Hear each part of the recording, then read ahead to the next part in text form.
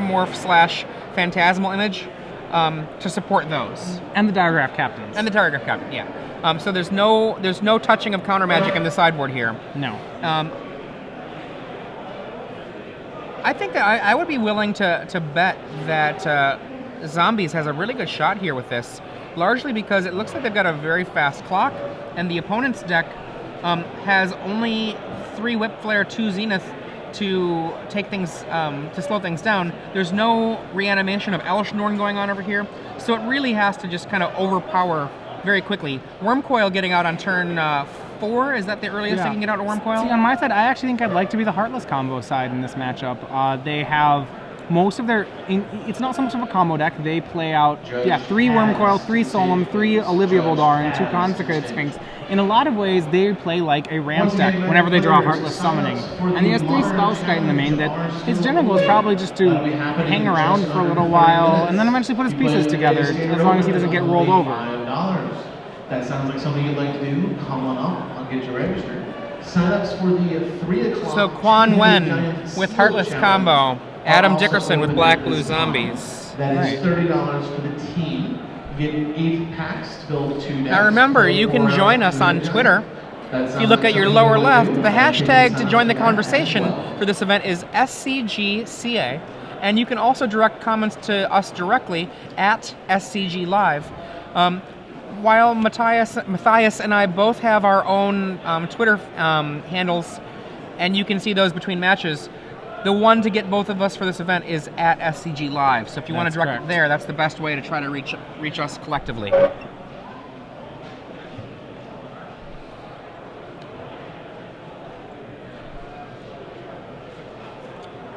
And Quan, looking at his hand, it looks like. Right. Oh, no, they're rolling the die. They're rolling the die. Okay. It looked like he was drawing up a hand.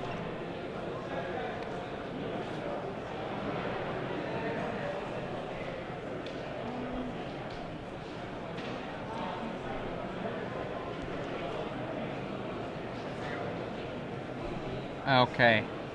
Adam pondering his hand. And so Adam's going to be looking for hands that, in general, are as quick as possible. He has cards like Mortar Pod, Guess Verdict, Tragic Slip. Possibly Tragic Slip will be pretty good. But I think for the most part, he's going to be trying to push damage before Quan can do his thing. He has ways to interact with his opponent, too, in terms of what Quan Nguyen is assembling. Geth's Verdict and Liliana of the Veil are quite good against some of the ways that Quan is going to try to slow the game down. That's true.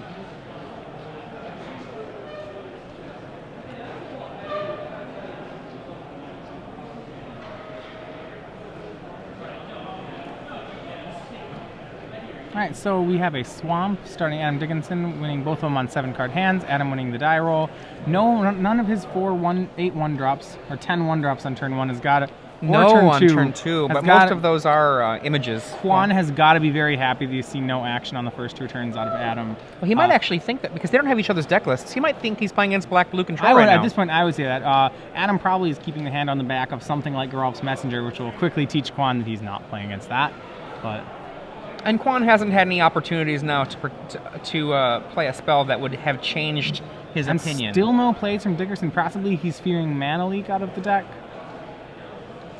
It seems unlikely that he would have kept a hand with actually no plays on the first 3 turns. And I think he's actually slow rolling Quan here to try to be a blue-black control deck. Pretend he's a black-blue control deck. It's an interesting idea if that's what he's doing. I mean, to a certain point, you have to have something tangible to gain off doing that against an opponent. I mean, it's a neat play when, say turn 5, surprise, I'm not the deck you thought I was. But, okay, you have to make sure that there's value to doing that. Yeah. For example, if he were to double threat here, because it seems to me that Adam is also perhaps playing around counter magic of Quan. So they both think they're playing the. They both are representing. They both think they're playing against control, where the truth is that this is not a control mirror. Adam does have an Obliterator in his hand right now. So now is he going to give up the Ghost, show the Obliterator? He does. Looks like he will, and it's going to resolve. What you got? Because Quan does not play any counter spells, so yes. And now Quan knows that he's actually got to ramp up the gas and put the put something down. Probably a Obliterator's Heartless Summoning and something. Obliterator's a decent threat for him. Yep, and we have Heartless Summoning first, probably into Solemn. Or into Olivia Voldaren. So... An interesting combo. Interesting. Boy, it sure is dangerous to try to steal the Obliterator. You only lose one permanent. Well, the problem is if you lose control of Olivia, the Obliterator comes back. At that point, it's a little... Oh my goodness! Sword of Feast and Famine is a one of in Adam Dickerson's hand or deck. Equips. That's going to be 7 trample, pro black, pro green. So now we don't have to contemplate whether or not he should be stealing the Obliterator, as the pro black takes care of that question. I think I see a Verdict in Adam Dickerson's hand. Verdict probably should be played if he has no other plays, simply because it has to get... Olivia's not a threat at all to him right now, but... If that is a Verdict, which it might not be. Quan deciding what to discard. And it's a Black Sun Zenith. Yeah, there's no way that the Zenith in time will be able to answer an Obliterator, so it's probably not a very relevant card at the moment. So Adam with an untap. And now here come the 1-drops. We have Diagraph Ghoul. Anything else? Mortar Pod, maybe?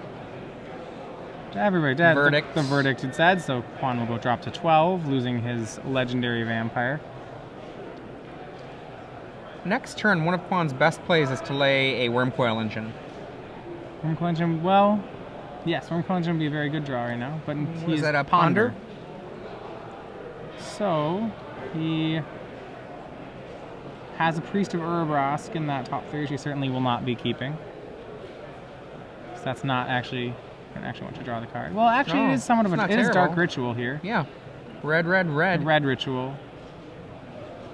And just like you ordered, a Wormcoil Engine.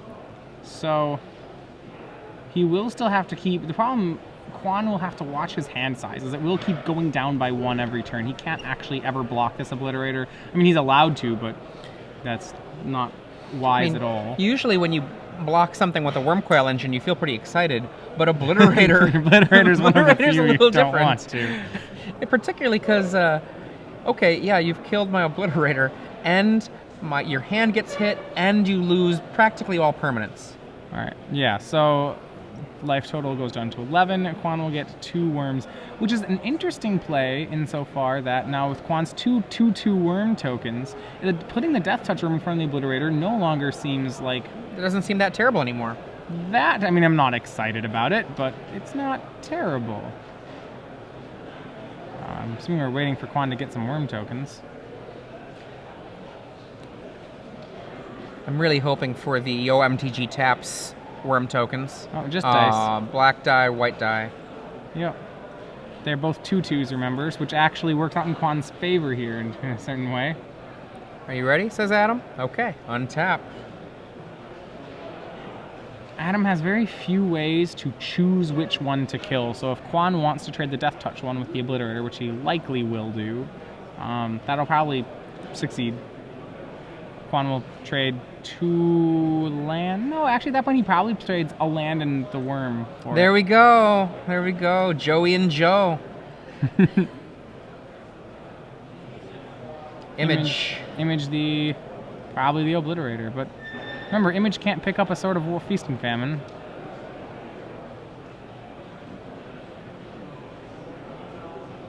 Two more mana. What you got? Moves the sword. In they come. Remember, Obliterator has Trample, as we've talked about earlier. Very relevant here.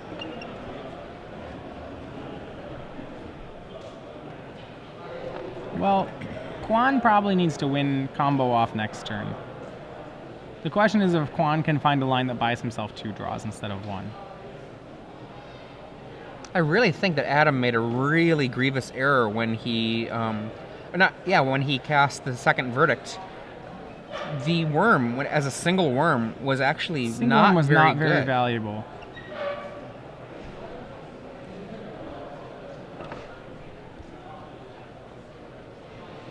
It's given Quan more plays right now.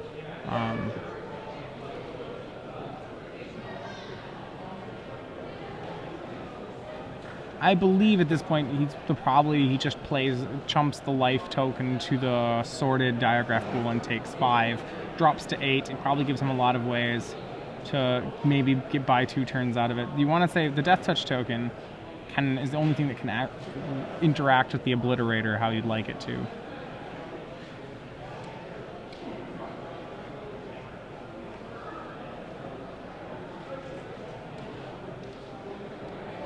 Ooh. He opts to do the Death Touch token in front of the diagraph pool, which is also fine. I believe that is Big Head Joe taking out a zombie. And leaves us with Joey Pasco there. And we have a Ponder. Still looking for, he could go land, Haven Ghoul Lich. Priest of Urbrask. Devil's Play. We'll get him the win here. Oh, it doesn't even need the land.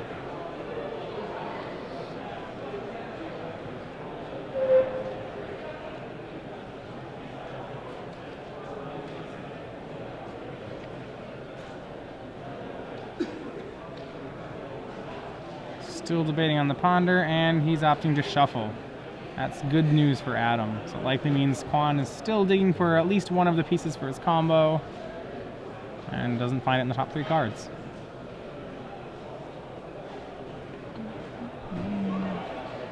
Shuffle, shuffle, shuffle, shuffle, shuffle. All right. Wrap the deck. Knock all of the cards you don't want to the bottom. Win. Sounds good.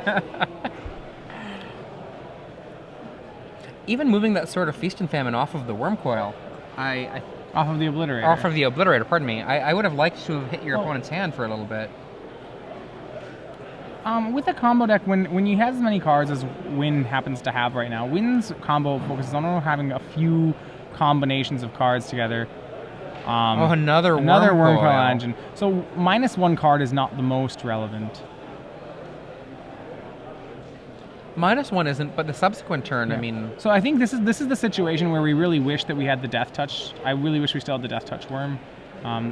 Obliterator linked up with Sword doesn't have many good answers to it again. We have the same problem as we did previously where the Worm Coil really doesn't want to block it. The problem is that we have, I'm assuming if Image is on Obliterator, which I'm assuming it is, the big Worm Coil is really not a very good blocker right here. Because no matter which of the 2 it blocks, there's a massive amount of sacrificing. In for 12? Yeah, and Nguyen's going to have to throw the big Worm Coil in front of one of these. In front of the fake one, perhaps? He doesn't have to. No. He can actually suck up one of them. The life gain, if he puts... They have trample, remember? Right, I know. If he puts the life in front... There's no, he's still dead. There's 12 okay, trampling so damage, so it's trample. So he has to put the real Worm Coil in front of somebody. So the real Worm Coil will go in front of the Obliterator, because that way the fake one can't pick up a sword. The problem is he'll still be sacrificing 6 permanents, which, I mean, is all of them. Right. I don't really see how Nguyen gets back into this game. He has a Priest and Devil's Play in his hand. It looked like he still was looking for the Haven Ghoul Lich. If you're going to lose all of them, why not put your other token... Well, you're not going to lose all of them. You're going to keep one. You keep 1 permanent. You're going to keep 2. It's a 5 power... it's only 5, so you keep 2 permanents. But I don't see how you really win with... Well... You're going to get more tokens. You're going to get another Joey and another Big Head Joe. So he's hoping to rebuild and start over, as it seems. Gains 5 life here. Loses 2 life. Takes 12, gains 5, so he goes to 4. Yep. And should be left with 2 more life death tokens. And sacrificing 5 permanents. Which 5? Go ahead. You need to keep the Heartless in this situation. Well, maybe not. I think if his hand is Devil's Play, Priest of Urbrask, which I believe it is, you only need enough mana. You need 4 mana, 4 lands to combo out. So you probably sacrifice. Oh, look at that! Another Joey Pasco. I think I would sacrifice. Well, we'll see this. So he has that 1, 2, 3, 4. And then probably the Life Worm Coil token.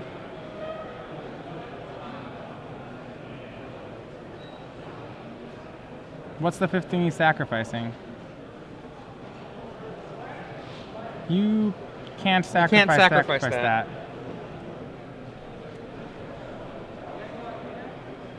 Well, we'll see if the floor judge picks up on that one. Yeah, you can't actually sacrifice that token. You'd have to sacrifice a lifelink token. But Nguyen actually racing now with these 2 lifelink tokens.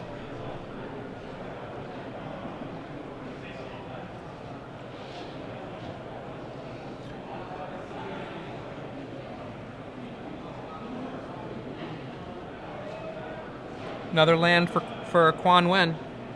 Yeah, and so while it's not a play that was legal, it's of fairly little consequence here, actually, as it's still a 6 damage swinging regardless of which way you look at it. It's a really nice part on Nguyen's job of actually just completely abandoning this combo and deciding, hey, I have 2 Wormcoil engines. Those are pretty good at winning the game against an aggro deck. Maybe I should just try to win with those, and his plan B is really working out for him. Okay, according to the judge, he's saying that the tokens are created at the same time the sacrifice trigger goes on the stack. Active player, non-active player, so they are there. So they are there. They are there. So Phyrexian Obliterator is a trigger effect. Is that correct? Not a replacement effect? That would be the ramifications of that, as far as I understand. Meanwhile, in play. We'll you know what? We'll let the judges take care of that.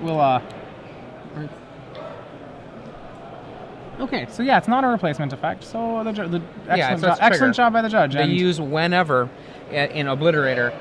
That means it is a trigger. So it's not.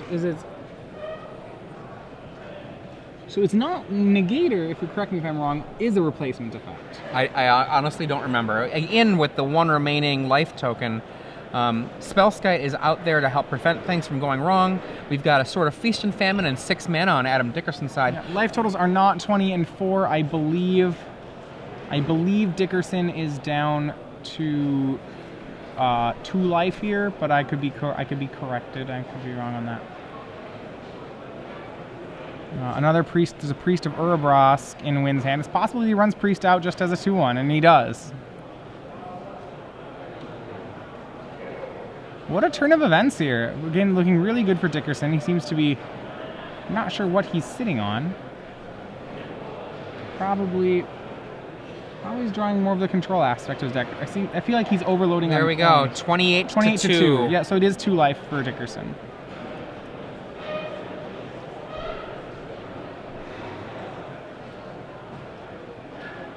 What a turn of events. Yeah, what a... Adam, I'm not sure what he can even draw at this point.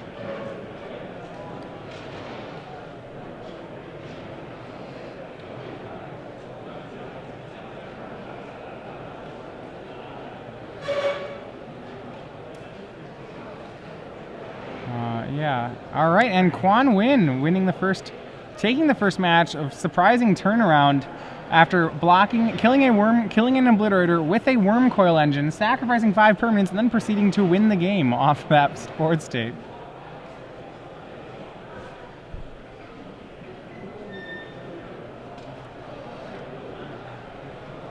Okay, going to the sideboards, Quan has access to Go for the Throat.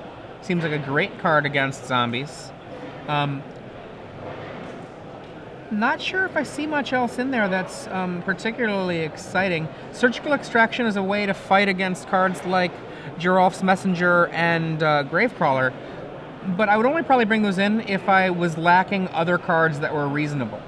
A lot of the cards in Quan's main deck are quite good against aggro. You could argue for Nile Spellbomb instead of Surgical because it cantrips and is kind of a free getcha for Gravecrawlers. I could accept that. That seems not terrible to me. Yeah, I don't think I'd want to play a card like Surgical that doesn't replace itself because the value of getting the graveyard against zombies probably isn't high enough to justify the card loss. You'd rather have something that's business, but even so, he might just not bring in any of them. On the other side of the table, I think we're going to see from Adam Dickerson Cemetery Reaper. is going to come in. Absolutely. Cemetery Reaper can reap the opponent. He has one Cemetery Reaper on his board. I think his Sword of War and Peace will probably become a second Sword of Feast and Famine. I think he is going to bring in Surgical Extraction. As long as he Absolutely. recognizes what his opponent is playing, the ability to stop the Lich combo from going off is worth it. Right. If he wasn't sure what his opponent was playing off the Heartless Summoning, he definitely should have been by the Priest of Urbrask at the end of the game. Now, this could be just the question mark. If you see that Priest Heartless, you should know that there's that combo that's coming. There are two, but sometimes people don't know that that's something that exists. Well, with Heartless Summoning, there was also, in the past, a Heartless Summoning ramp deck, which essentially is ramped into Runescar Demons and Sphinx of Uthuns, which was, you know, it was essentially just using Heartless Summoning as a really big rampant growth. But no, the Priest of Urbrask is a clear indication that his opponent's playing the combo version. The first time that I played against this Heartless combo was just at a PTQ. Somebody had it together for Standard and they wanted to play me for fun. I hadn't seen the combo yet, and as soon as it unfolded, it was a pretty big shock. So neat. Yeah, it's a card or a deck that there's so many different ways to build it. One of the things we see here for Quan Nguyen's build, he's running Forbidden Alchemy. I've seen people that have been running Looting, so Faithless Looting as one of their cards to make this work. I think Alchemy sees more cards. Would probably be it really depends on the mana base you have for this. Both of them. Alchemy seem sees more cards, and Looting is so much cheaper. Looting is so much cheaper. It really depends. I know as soon as Haven Ghoul Lich came out, people were trying to find good interactions with Haven Ghoul Lich. It certainly is a card that asks to be broken in a lot of ways. You know, gaining reanimate and gain. You know, repeatable reanimate plus gain activated abilities. Priest of Urbrask and Perilous Mirror were the first ones that people found, and this is the deck that has come of it. But, you know, Haven Ghoul Lich is one of those cards that may continue to see more play as more cards are printed, as really its potential value only should go up. Or like its potential to combo with other cards. You know, the more friends it gets, the better things you'll probably be able to do. For those of you who are wondering at home, the judge whose face is barely in the screen is not a young Sheldon Menery. It's someone else. No, but a very good judge, as he certainly overruled both your commentator judges and was correct. So. Yeah. The what and if, those are some or sorry, whenever I should say. The yes. Whenever, the when, the if. These all matter.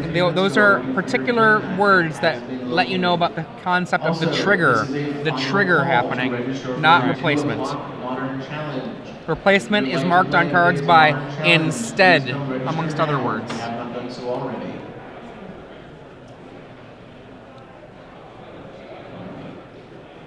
That was a really shocking turnaround for Quan. Kudos to him for finding that path through the wilderness. Yeah.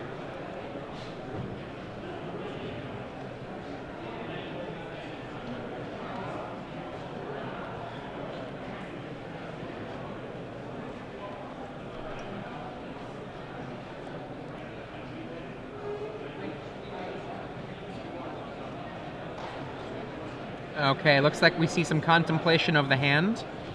Adam Dickerson had a really slow start and still managed to put Quan on a dangerous near-death experience. So what do you think he was keeping game one? He didn't have any plays until turn 4. I actually think he... Do you think he was holding back the Diagraph Ghoul?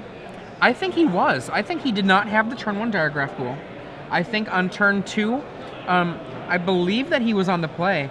I think that... Am I wrong about that, or was he on the draw? He was on the play. And it seems to me like he kept a hand of phantasmal images. That could very well be. Image, verdict. Because we saw Something 2 verdicts like, for him. Yeah.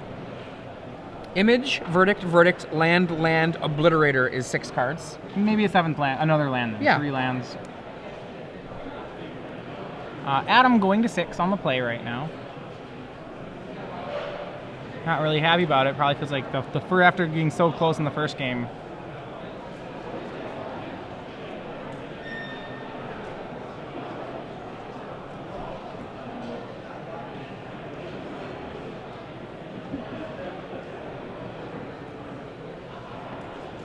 Alright, and Quan appearing to be keeping his 7-card hand.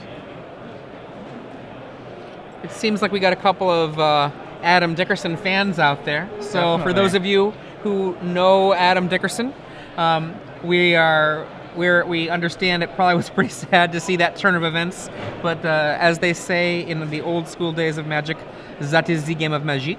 Yes. Adam now 1 card down. Quan Nguyen up a game, playing the Heartless combo deck. Adam Dickerson, black-blue zombies. The blue, essentially for his Diregraph Captain, 4 Phantasmal Images, and 2 Phyrexian Metamorphs.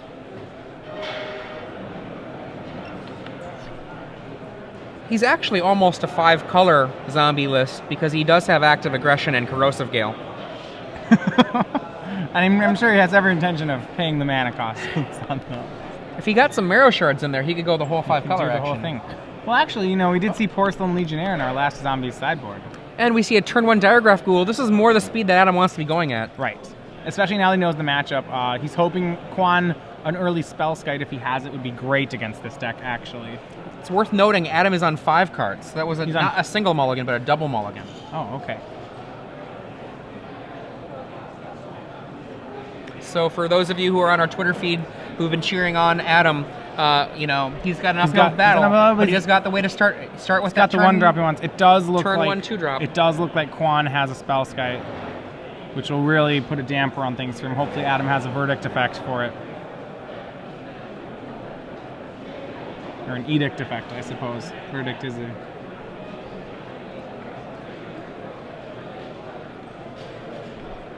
Quan discarding on turn 2. No land. Discarding Olivia Voldaren. That might be the opening Adam needs to get back into this game. So Quan keeping a 1-lander.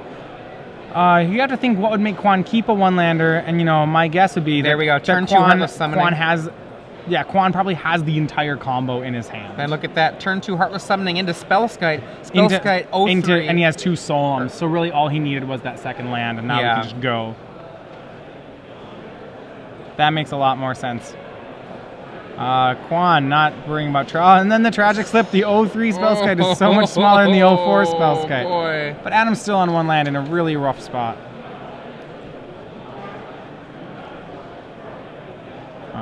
Adam needs to kind of hit running lands to stay in this. I mean, if we could sculpt the next draws for him, it'll probably be land into Verdict, land into Liliana, and then perhaps Diregraph Captain with something else to follow it up. Sure. Any of those would be very good.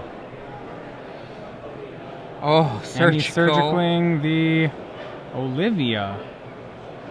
I suppose Olivia is castable by Quan. And Quan is going to Surgical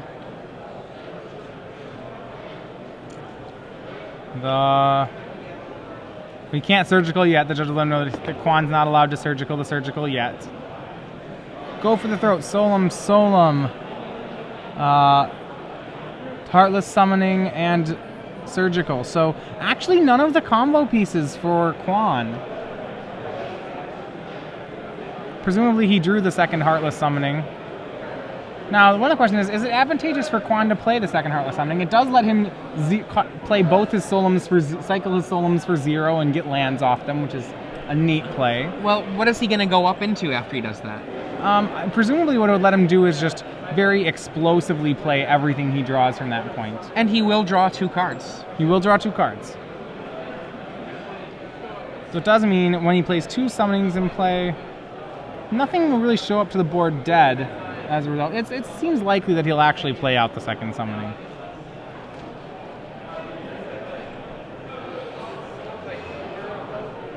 The only problem is if he draws into a Spellskite, the Spellskite would no longer block Diregraph Ghoul. Only 3 of the pretty lady Olivia Voldaren in Quan Nguyen's deck. Goodbye, Bella. You are made vampire, and now you are gone. Actually, where's it? I've heard it referred to as the tripod. If you've looked at the art, she has 3 legs in her art.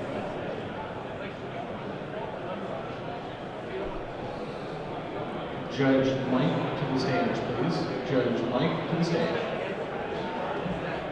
Well, so we are still on...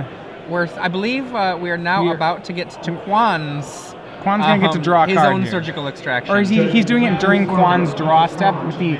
I believe he's doing it during Quan's draw step with the hope that Quan would draw an Olivia Voldaren so that he would get Quan's draw as well as... he had every intention to extract it. For those of you who are listening to us today on this wonderful St. Patrick's Day, I'm Adrian Sullivan here with Matthias Hunt. We're here in the booth at the Star City Games Live Open Series in Sacramento. And so if you're at home, you can celebrate St. Patrick's Day and watch some awesome Magic. We can see right now the Black Blue Zombies list being gone through, surgical extraction being removed, so that Quan is not going to be under any danger that a surgical will interrupt his Heartless Summoning combo.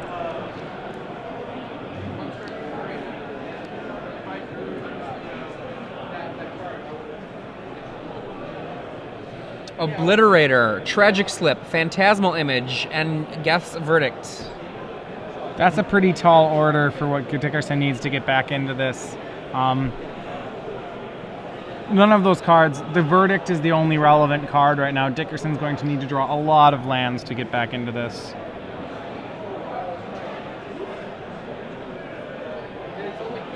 And I actually, after seeing that hand, I really like the play of Quan to play the second summoning, because then he doesn't leave any of his Solums in play, and Dickerson won't get a chance to image the Solums. And Dickerson, if he had the chance, would certainly do that. So I'd want to play the second summoning to say, well, I know you'd like to image these, but, well, they're not going to be around, so you're going to have to draw 3 lands. That's actually a really good point. There you go, and you see the play. And he sees it too. Solemn. Solemn, but yeah. Dead solemn. So he can choose whether he wants to get a land or a card first. What do you choose? You get the land first, I would assume, unless you want to draw a land, and then you get the card first. I think you might want to draw a land. Okay, so then I would take the card first. The reason that this works is that Solemn comes into play and then basically via state-based effects dies immediately. And since these both happen essentially simultaneously, you can choose your order. Solemn Simulacrum, he is not using the old school art for Solemn Simulacrum, but in my heart it is still Jens Thorin, the invitational champion from many years ago, for whom Solemn Simulacrum was made. The sad robots, Jens Thorin.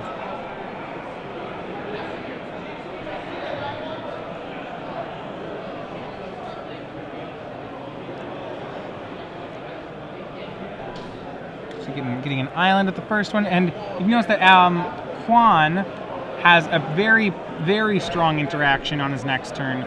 Provided that Adam doesn't draw an island, Quan has Haven Ghoul Lich in his hand. So Quan, after discarding another Solemn, has the potential to, for 2 mana, play Haven Ghoul Lich, then for 1, play a Solemn, have it die, for 1, play a Solemn, have it die, for 1, play a Solemn, have it die, and essentially close out this game. Dead Jens Thorin, the Solemn Simulacrum, sad robot. Draw, and then fetch. All right, Modern Challenge competitors, your pairings for round 1 are back here. We are on the L3O board on the yellow paper. You will be using the red table. So second Solemn, he draws a card, now it's searching out a land and searches out a swamp. Modern Challenge players, your pairings for round 1 are on the L3O board in the back of the room. Please find your seats. And at this point, the Haven Ghoul Lich in Quan's hand really should put this game away in short order. He drew the 5th land, so next turn he will get, if he does not have the combo, he will get 3 Solemn Simulacrums of drawing cards and 3 more lands, which should all but lock up the game. And remember, Adam Dickerson's surgical extractions have been surgically extracted already, so he can't actually stop this from happening. He does not have any other means to stop that interaction that'll come out that quickly. Cemetery Reaper is a little slow and a lot of mana right now. In for 2. Number 2, Quan, Gyrograph Ghoul, trying his best to work. Adam has drawn Geralf's Messenger. Really what he needs is some lands. Does he have a Tragic Slip in hand? He does. He can kill the Haven Ghoul Lich after the first Gens dies. In response, that's true, and he probably will. In response, he can still play Haven Ghoul Lich. Haven Ghoul Lich can still re-target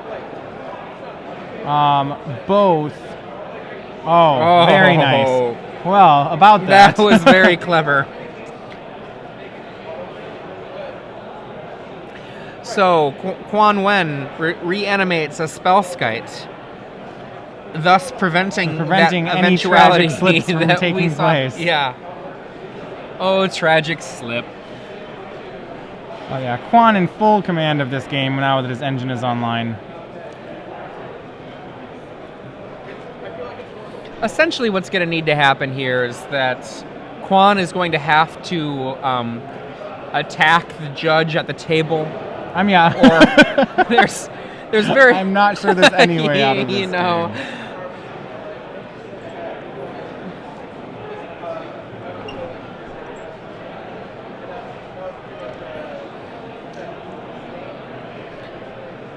And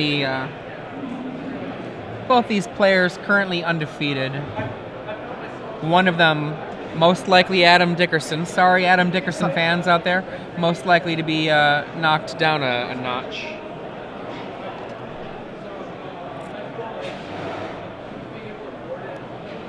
It looks like, for those of you who are curious about sideboarding, it looks what happened for Adam. Adam took out his 2 Fume Spitters, took out a Sword of War and Peace and 2 Mortar Pods to find room for some other cards in his deck. He did not bring in his Cemetery Reaper.